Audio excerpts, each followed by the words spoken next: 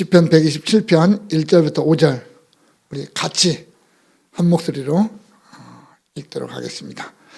여호와께서 집을 세우지 아니하시면 세우는 자의 수고가 헛되며 여호와께서 성을 지키지 아니하시면 파수꾼의 깨어 있음이 헛되도다. 너희가 일찍이 일어나고 늦게 누우며 수고의 떡을 먹음이 헛되도다. 그러므로 여호와께서 그의 사랑하시는 자에게는 잠을 주시는도다. 보라, 자식들은 여호와의 기업이요 태의 열매는 그의 상급이로다. 젊은 자의 자식은 장사의 수중의 화살 같으니 이것이 그의 화살통에 가득한 자는 복되도다. 그들이 성문에서 그들의 원수와 담판할 때에 수치를 당하지 아니하리로다. 아멘. 성경은 창조의 이야기로 시작되고 있습니다. 창세기 1장 1절에 태초에 하나님이 천지를 창조하시니라 이렇게 시작을 하거든요. 또한 성경은 창조로 끝을 맺습니다. 요한계시록 21장 5절에 보면 보좌에 앉으신 이가 이르시되 보라 내가 만물을 새롭게 하노라 라고 말씀하십니다.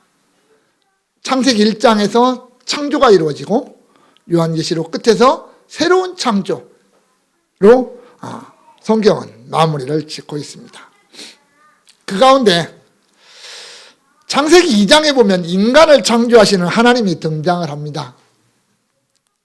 그리고 그 과정에는 몇 가지 특징이 있죠. 첫 번째 특징은 형상이죠. 하나님의 형상.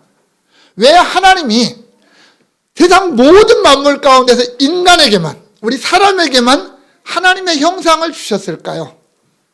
그것은 하나님과 교제하기 위함이었어요. 인간으로 하여금 하나님을 예배하고 하나님과 교제할 수 있도록 하기 위해서 하나님의 형상으로 주셨습니다. 그리고 우리에게 하나님의 생기를 직접 불어넣어 주셨어요. 하나님의 생기를 불어넣어 주셨어요. 우리 안에 하나님의 생명이 있다라는 거죠. 두 번째 특징은 뭡니까? 남자와 여자로 창조하셨다라는 거예요. 오늘날 이게 참 문제가 많은데 하나님은 남자와 여자 이거밖에 안 만드셨어요. 그 중간에 그 어떠한 것은 하나님의 뜻이 아니다라고 하는 것을 우리가 분명하게 기억을 해야 됩니다. 그리고 그 둘을 묶어서 가정이라고 하는 걸 만드셨어요. 남자와 여자를 묶어서 가정을 만들었지 남자와 남자를 묶어서 가정을 만들지를 않았다라는 거죠. 그 가정 안에서 사람은 가장 큰 행복을 누리며 살아가도록 그렇게 만드셨습니다. 세 번째로 하나님이 인간을 위해서 하신 것이 뭐냐면 에덴 동산이에요. 사람을 만들어 놓고 너희들 마음대로 살아가네요. 아무 데서나 살아가 아니라 에덴 동산이라고 하는 가장 좋은 곳 그곳을 주시고 그 안에서 아담과 하와가 가정이라고 하는 그 울타리 안에서 최고의 행복을 누리며 살아가도록 만드셨습니다. 그래서 오늘날 우리는 이렇게 말합니다. 이 세상에서 천국의 모형을 찾아라 그러면 그건 가정입니다. 물론 어떤 사람들은 가정이 지옥 같을 수도 있겠죠. 그러나 하나님이 만드신 가정은 천국의 모형입니다. 인생 최고의 행복은 가정에서 찾을 수 있는 거죠. 아무리 오늘날 가정이 깨어지고 사회가 어지럽고 참 별의별 소리가 다 나와도 가정 안에서 가장 큰 행복을 찾을 수 있다고 하는 이 진리는 변하지 않습니다. 가정이 행복해야 사회가 행복합니다. 가정이 행복하지 못하면 그 어떤 것도 행복할 수가 없습니다. 결국 내 인생이 행복한가 불행한가는 가정 안에서 출발한다라고 할 거죠. 오늘 본문은 솔로몬이 지었다 이렇게 되어 있습니다. 솔로몬 참 대단한 사람 아닙니까? 그리고 오늘 부제에 성전에 올라가는 노래 이렇게 되어 있습니다. 그렇다면 이 시는 이런 거예요. 이스라엘 백성들이 가나안 땅에 흩어져서 살지 않습니까? 다 흩어져 삽니다. 명절이 되면 예루살렘으로 모여들기 시작합니다. 수많은 사람들이 각양각지에서 다 예루살렘으로 몰려들어요. 그리고 성전에 들어가면서 부르는 찬양 가운데 하나가 오늘 본문 이 시편입니다. 하나님이 우리 가정에 주신 복, 하나님이 우리 가정에 주신 은혜, 이것을 감사하면서 하나님 앞에 찬양하며 성전에 들어가는 겁니다. 아버지가 앞에 가면 뒤에 자식들이 따라가겠죠. 손을 잡고 성전에 들어가면서 하나님이 우리에게 주신 그 놀라운 은혜들을, 그것을 찬양하는 그런 내용이 오늘 본문의 내용입니다. 대한민국 사람들이 가장 좋아하는 단어 중에 하나가 복이라는 단어입니다. 복이라는 단어 참 많이 좋아합니다. 그런데 진정한 복이 어디에 있고 그 진정한 복이 무엇이냐라고 하는 것은 잘 몰라요. 그래서 엉뚱한 곳에서 찾으려고 해요. 물론 자기는 그게 복이라고 생각하고 쫓아가겠죠. 그런데 결국은 그 안에서 발견하는 것은 헛되다라는 것, 허무한 밖에는 발견하지 못하다라는 거예요. 진정한 의미의 복이 뭔지를 모르다 보니까 엉뚱한 곳에서 찾고 결국 내 손에 잡았다라고 생각을 했는데 손안에 잡힌 모래알처럼 다 빠져나가고 결국은 허무함만 느끼는 그런 어떤 상황, 삶을 살아가고 있는 모습이 오늘날의 또 세상의 모습이기도 합니다. 자, 5월 우리 가정의 달이라고 합니다. 가정에 대해서 참 많이 생각하죠. 5월 달만큼 이 무슨 날들이 많은 달도 드물어요. 어린이날, 어버이날, 스승의 날, 성년의 날, 부부의 날, 노동자의 날, 이런 날들이 참 많이 있습니다. 우리는 마땅히 그런 날들을 통해서 우리의 가정의 소중함도 생각하고 하나님이 우리에게 가정을 주셨다라는 이 사실에 대해서 감사하고 그 안에서 즐거움을 드립니다. 하나님의 은혜 앞에 감사하기도 합니다. 그런데 문제는 뭐냐? 그런 인간적인 가정, 철저하게 사람만 있는 가정, 과연 그 가정이 행복할까요? 우리 가정에 아버지, 어머니, 아들, 딸 이것만 가지고 그 가정이 모든 게 다 되었다 이렇게 말할까요? 그럴 수는 없다는 거죠. 성경에서 말하는 가정의 의미를 우리 가정 속에서 찾지 못하고 성경이 원하는 가정의 모습을 우리의 가정에 구해내지 못하면 우리의 가정에 진정한 행복은 없다라는 겁니다. 비록 세상 사람들이 볼 때 세상의 기준에 어떤 가정의 요건 그건 없을지라도 정말 성경에서 말하는 그 가정의 모습이 우리에게 있다면 그게 우리의 가정의 아름다운 모습이고 진정 행복한 가정의 모습 아니겠습니까? 오늘 한번 그것을 찾아보려고 합니다. 오늘 본문은 정말 행복한 가정, 아름다운 가정은 어떤 가정일까?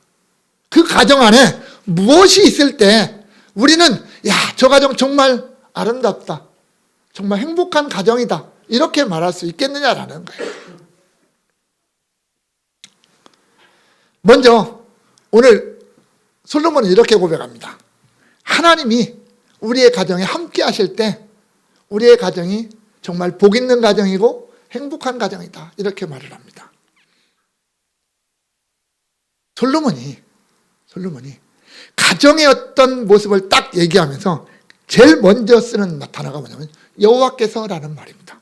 여호와께서. 정말 성공적인 가정, 정말 부유한 가정, 행복한 가정처럼 보인다 할지라도 여호와께서 하나님이라고 하는 단어가 그 가정에 포함되어져 있지 않으면 무용지물이라는 얘기예요.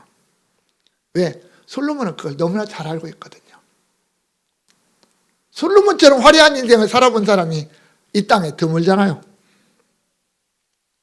솔로몬이 뭐라고 말합니까? 전서 2장 4절, 24절에 사람이 먹고 마시며 수고하는 것보다 그의 마음을 더 기쁘게 하는 것이 없나니 이렇게 말합니다. 사람이 먹고 마시며 그걸 위해서 살잖아요, 우리. 그걸 위해서 땀 흘리잖아요. 그 결과로 내가 먹고 마시고 즐기는 것, 그게 얼마나 인간에게 좋겠습니까? 그런데 솔로몬이 이렇게 합니다. 내가 본즉 이것도 하나님의 손에서 나오는 것이다. 이렇게 말합니다. 내가 열심히 수고하고 내가 열심히 땀 흘려서가 아니라 하나님이 내게 주신 것이더라. 이렇게 말하는 겁니다. 그리고 전서 5장 18절과 19절에서는 사람이 하나님께서 그에게 주신 바 그 일평생에 먹고 마시며 해 아래에서 하는 모든 수고 중에서 낙을 보는 것이 선하고 아름다움을 내가 보았나니 그것이 그의 몫이로다. 또한 어떤 사람에게든지 하나님이 재물과 부유를 그에게 주사 능히 누리게 하시며 제 몫을 받아 수고함으로 즐거워하게 하신 것은 하나님의 선물이라. 이렇게 말합니다. 결국은 솔로몬이 고백하는 건 뭐냐? 모든 게 다 하나님이 주신 것이다. 이렇게 말하는 거예요. 우리 가정에서 내 삶 속에서 누리는 모든 것, 내가 즐거움을 누리든 내가 때로는 고통을 받든 때로는 내가 부유하게 살든 때로는 내가 가난하게 살든 그거 전부가 다 하나님이 우리에게 그렇게 주신 것이다 라고 말하는 거예요. 그래서 솔로몬이 뭐라고 합니까? 너의 행사를 여호와께 맡겨라. 너희가 아무리 많은 것을 계획해도 결국 그 걸음을 인도하시는 이는 하나님이시니까 하나님께 맡기고 하나님이 주시는 것으로 누리고 살아가라. 이렇게 말하고 있는 겁니다. 행복한 가정의 첫 번째 1순위가 뭐냐? 하나님이라는 거예요. 하나님이 없으면 의미가 없다라는 겁니다. 오늘 우리의 표현대로 말하면 내 가정에, 우리 가정에 예수님 있느냐 없느냐 싸움이에요. 예수가 있느냐 없느냐 싸움이에요. 우리의 생각 속에, 우리의 말 속에, 우리의 삶 속에 예수가 있느냐. 그러면 비록 힘들어도, 비록 부족해도 우리는 행복할 수 있다는 거예요. 1절에 보면 여호와께서 집을 세우지 않으시면 세우는 자의 수고가 헛되다 이렇게 했습니다. 이 세운다는 말의 의미가 두 가지예요. 하나는 건물을 세우는 거예요. 집을 짓는 거예요. 글자 그대로 집을 짓는 것. 또 하나는 가정을 만들어가는 것. 어떤 그런 거죠. 하나는 눈에 직접 보이는 것이라면 하나는 눈에 보이지는 않지만 더 중요한 것. 그게 세우는 것이죠. 성경에 보니 집을 세운다라는 말이 여러 번 등장을 하거든요. 창세기에 보면 야곱이 바단 아람으로 가서 자기 외삼촌 라반을 섬기잖아요. 근데 몇 번을 속아요. 속기도 여러 번 속아요. 나중에 야곱이 라반에게 따지죠. 뭐라고 따집니까? 나는 어느 때야 내 집을 세우겠습니까? 라고 물어요. 야곱에게요. 아내가 4명이나 있어요. 이 말을 할 때 본처 둘에다가 첩 둘 해가지고 아내가 4이나 있어요. 자식이 10명이나 있어요. 이 많은 자식을 거느리고요. 또 재산도 있어요. 어느 정도. 그런데 나는 아직 집을 세우지 못했다 이렇게 말을 하고 있거든요. 그러면서 자기 삼촌에게 나는 언제나 집을 세울까요? 하고 물어요. 나는 언제나 독립해서 완전한 내 가정, 내가 우리 가정 안에서 누릴 수 있는 그런 가정을 세울 수 있겠습니까? 라고 묻는 거거든요. 왜? 종살이 비슷하게 하고 있으니까 그런 말을 하는 겁니다. 내 수고로 내가 아무리 뭔가를 세우려고 노력을 하고 내가 많은 것을 갖다 내 집안에다 채워놔도 그게 우리의 집을 온전하게 세운 것은 아니더라는 거예요. 하나님이 세워지지 않으면, 하나님이 함께해서 하나님이 그 가정을 반듯하게 세워주지 않으면 그 가정은 불행한 거예요. 또한 여호와께서 성을 지키지 아니하시면 파수꾼에 깨어있음이 헛되다 그랬습니다. 성을 지키는 파수꾼. 우리 군대 가면 배우는 용어 가운데 하나 있습니다. 작전에 실패한 지휘관은 용서받을 수 있지만 경계에 실패한 지휘관은 용서받을 수 없다라는 말입니다.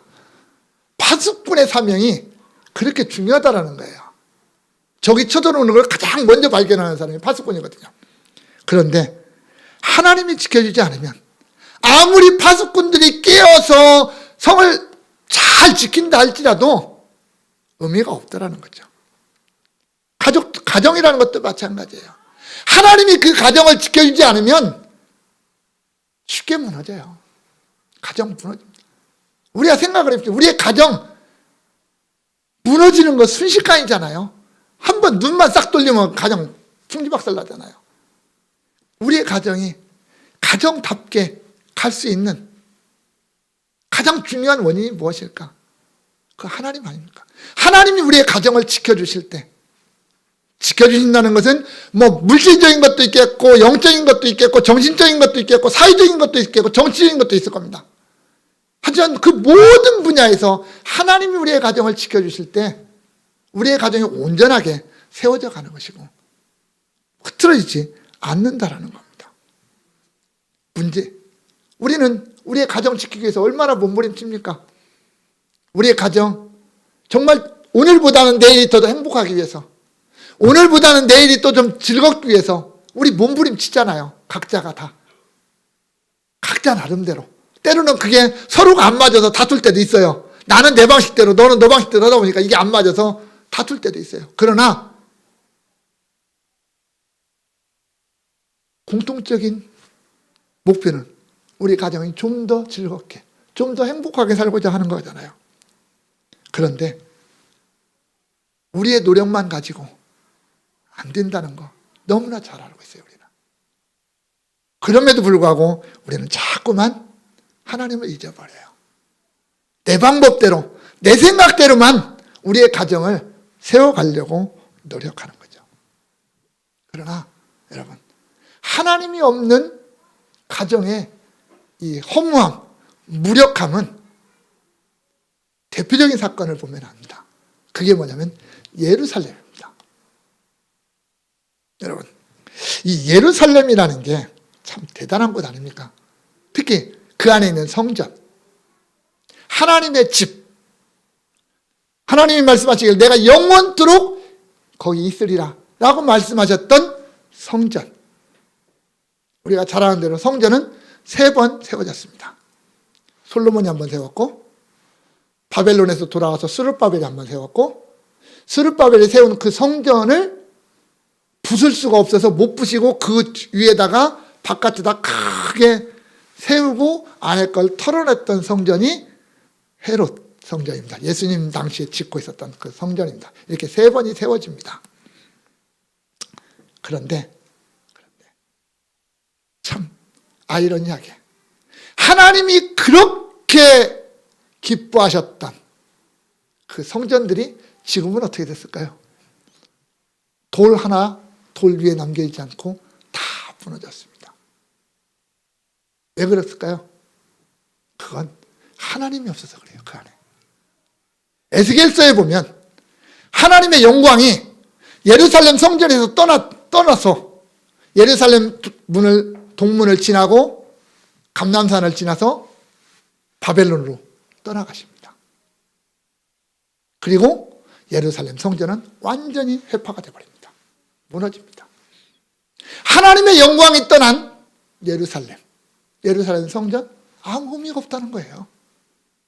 하나님이 거기에 계실 때는 그 아름답고 찬란한 영광을 누렸는데 하나님이 없으니까 껍데기만 남아있는 성전 아무런 의미가 없는 거예요. 그래서 다 무너지고 밟히는 거예요.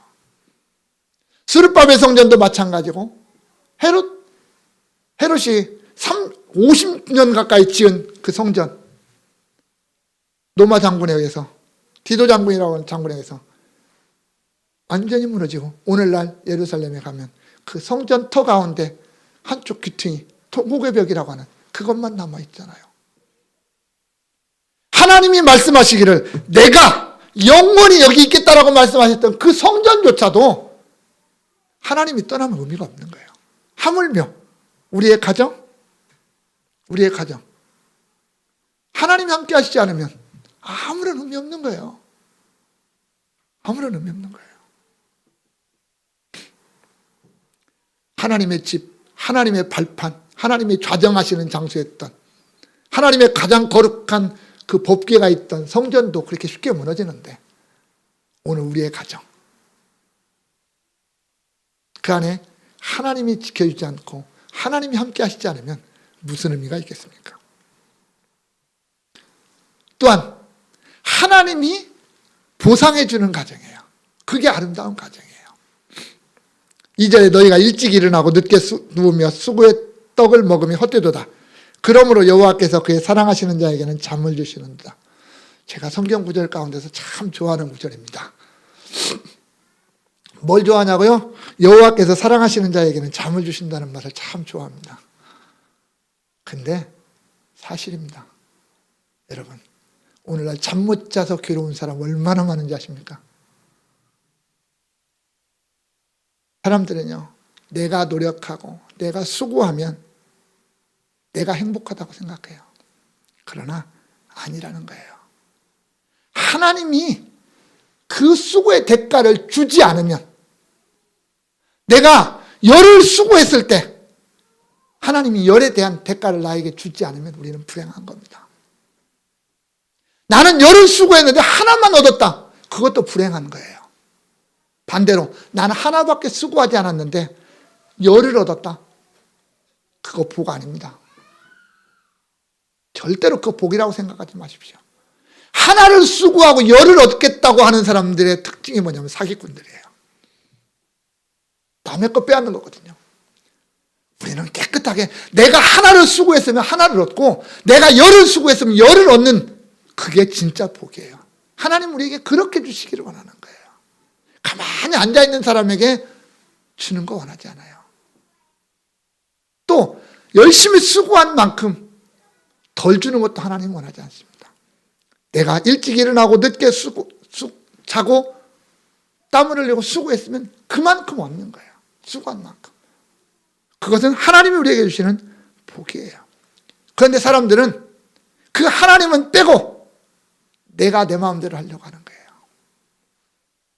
야고보 사도가 그러죠.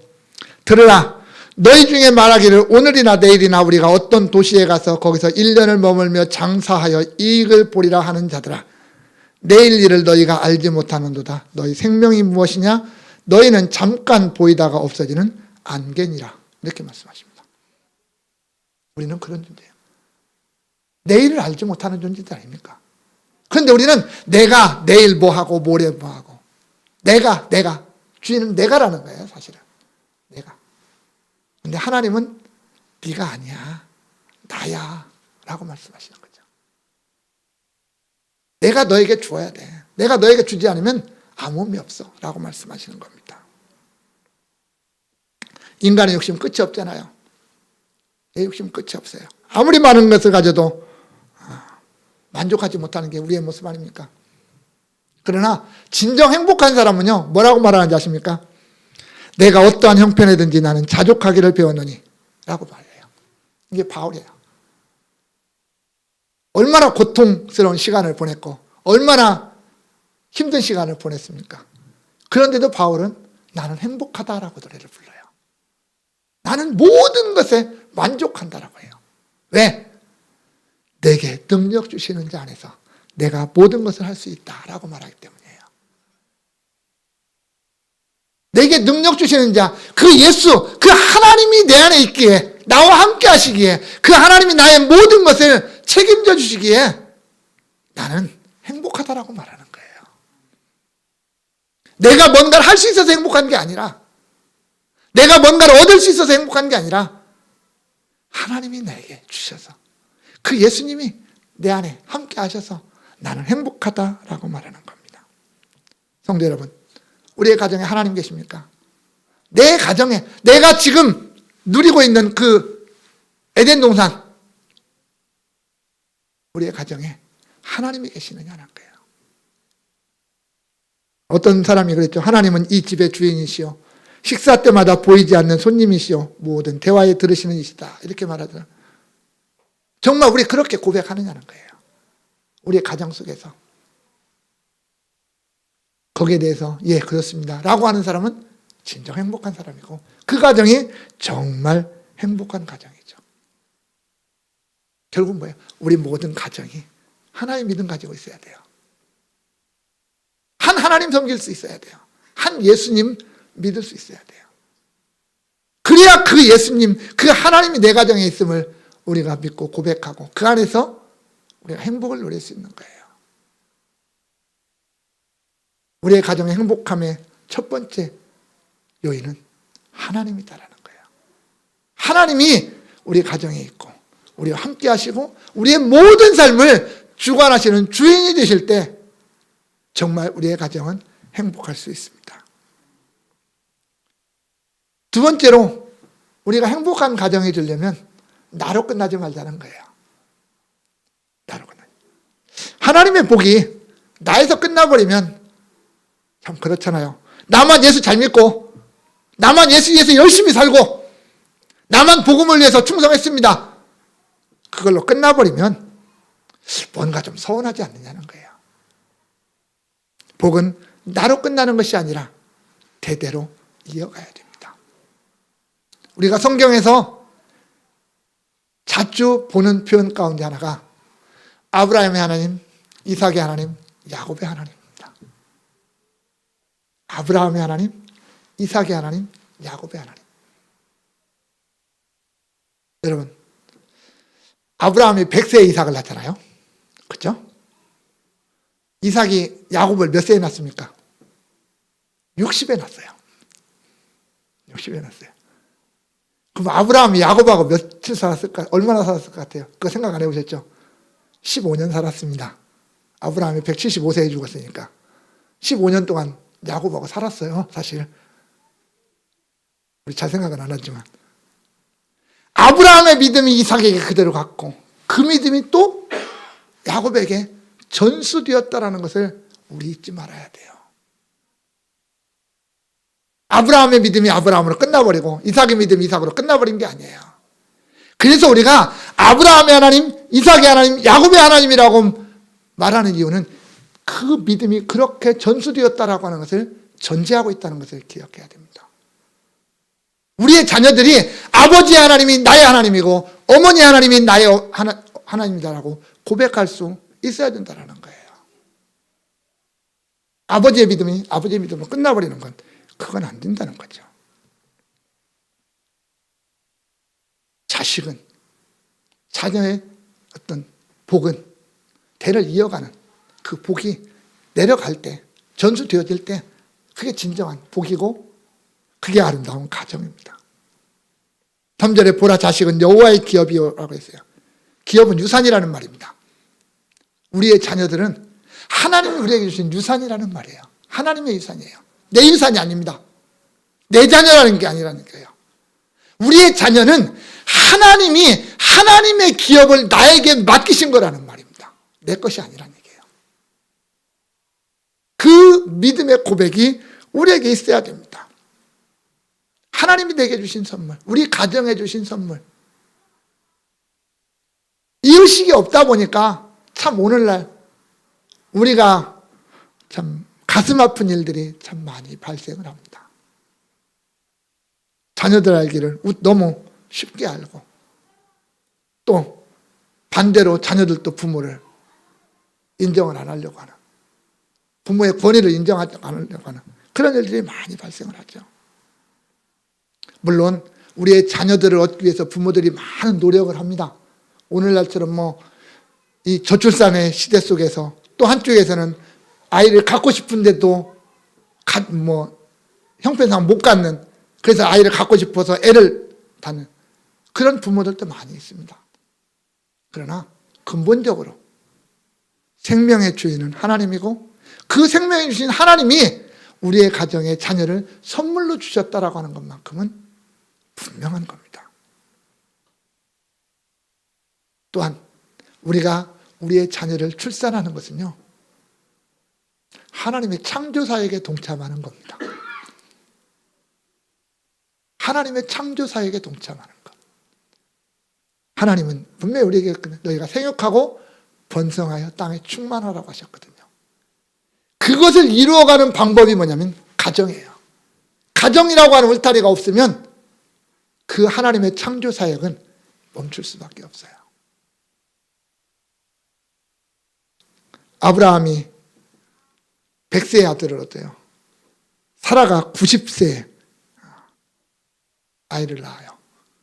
인간적으로는 불가능한 그런 나이입니다. 그러나 하나님은 하셔요. 왜? 창조하시는 하나님이니까 가능한 거예요.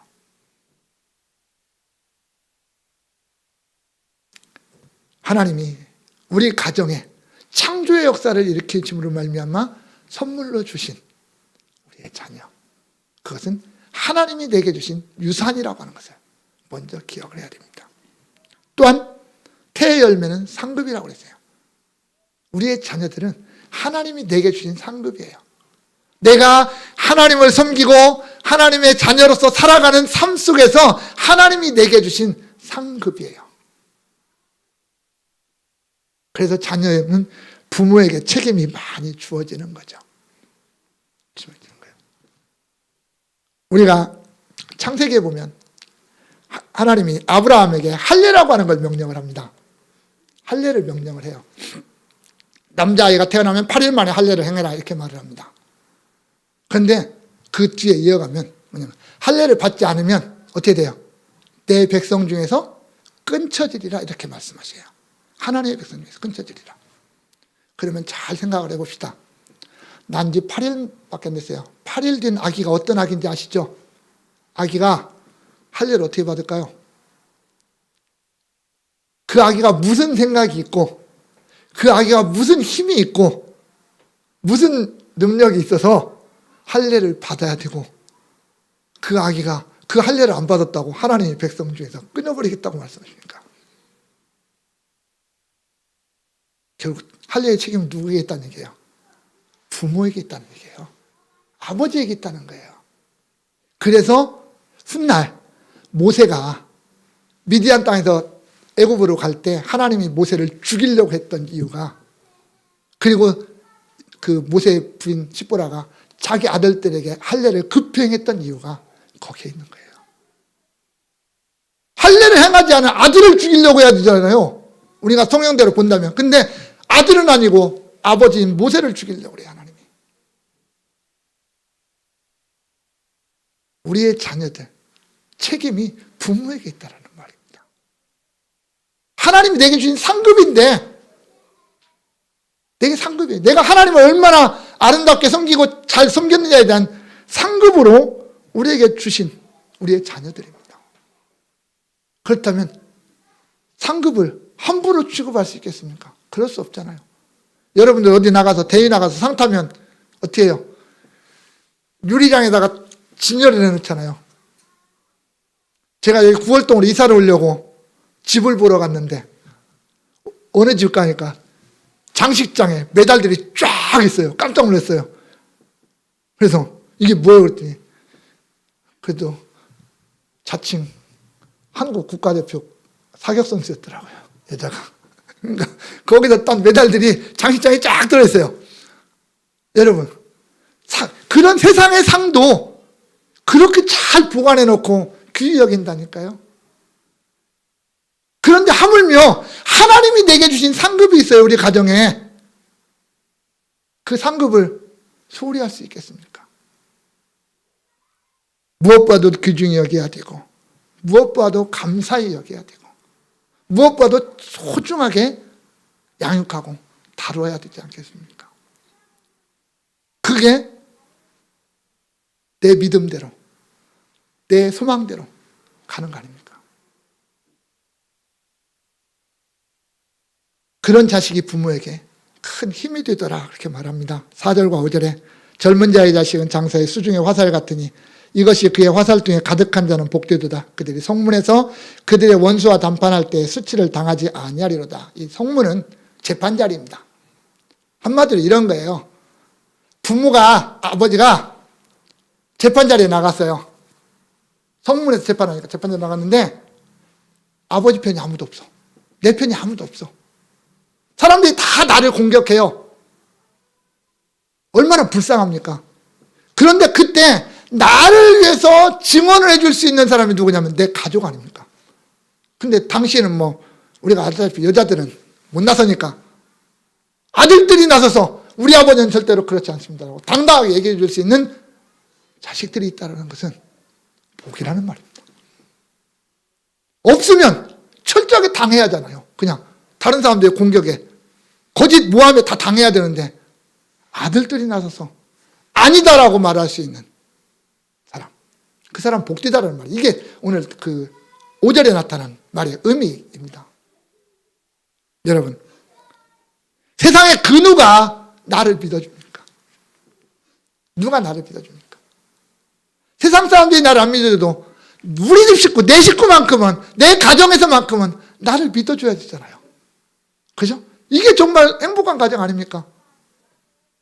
세상 사람들이 다 나를 향하여 손가락질 할지라도 내 가정만큼은 내 울타리가 돼서 아니다, 나는 우리 아버지를, 내 남편을 믿는다, 이렇게 해줘야 그 가정이 행복한 가정 아닙니까?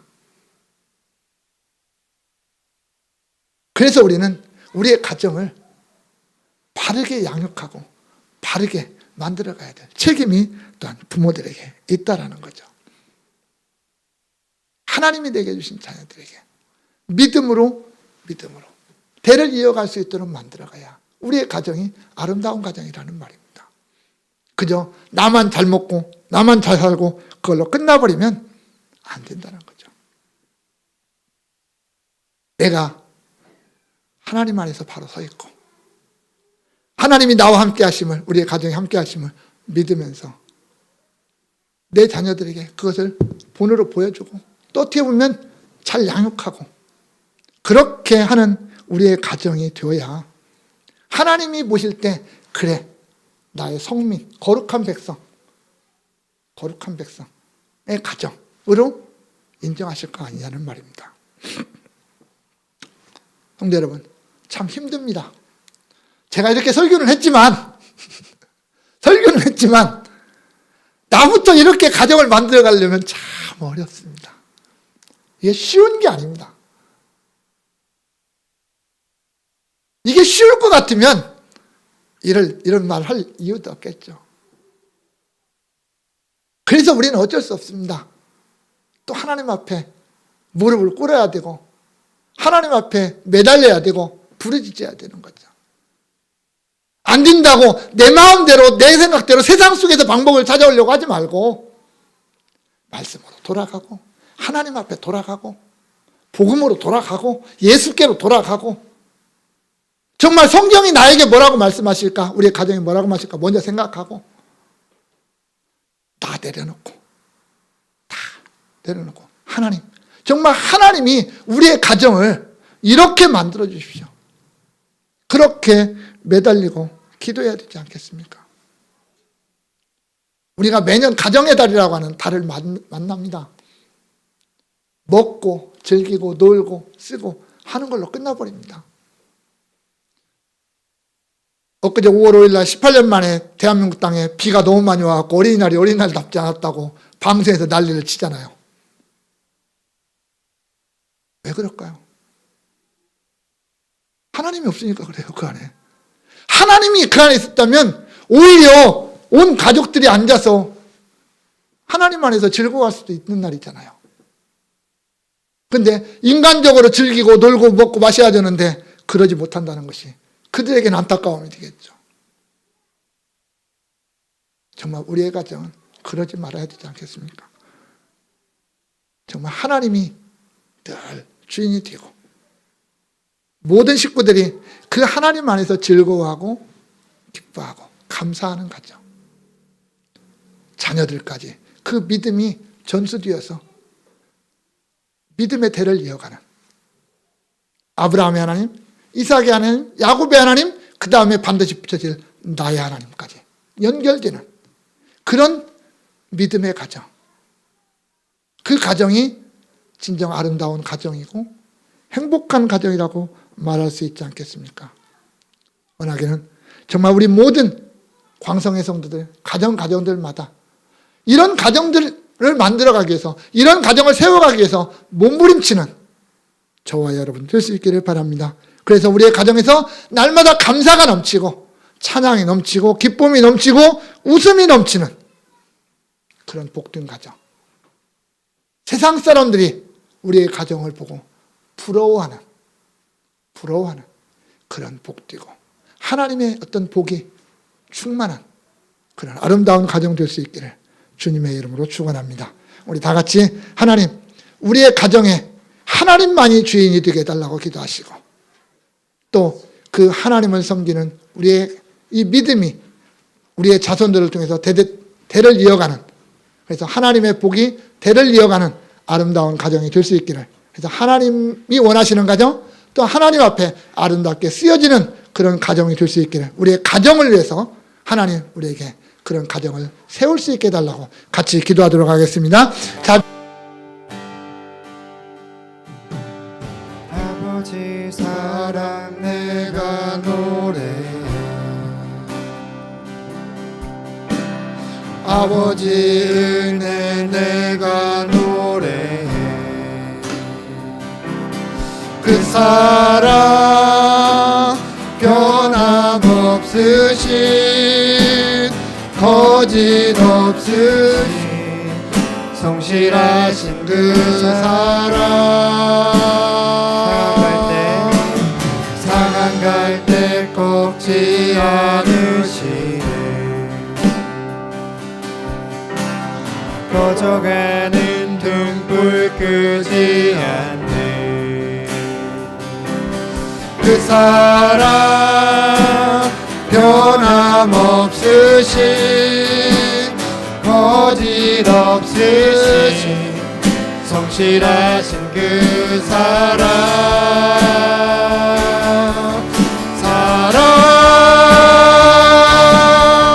그 사랑 날 위해 죽으신, 날 위해 다시 사신 예수 그리스도, 다시 오실 그 사랑, 죽음도 생명도 천사도 하늘의 어떤 권세도 끊을 수 없는 영원한 그 사랑 예수.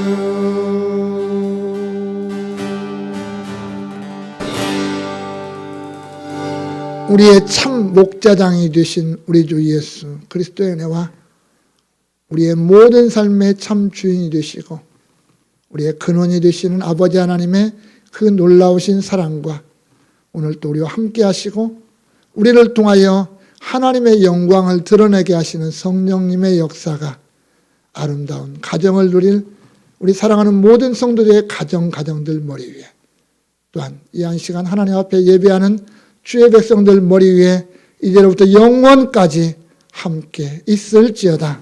아멘.